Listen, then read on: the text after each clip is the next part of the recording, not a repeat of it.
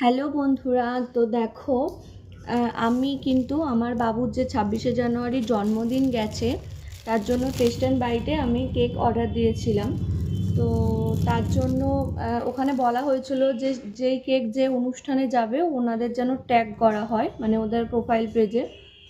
তো আমি উইনার হয়েছি, আমার নাম এসেছে ওখানে।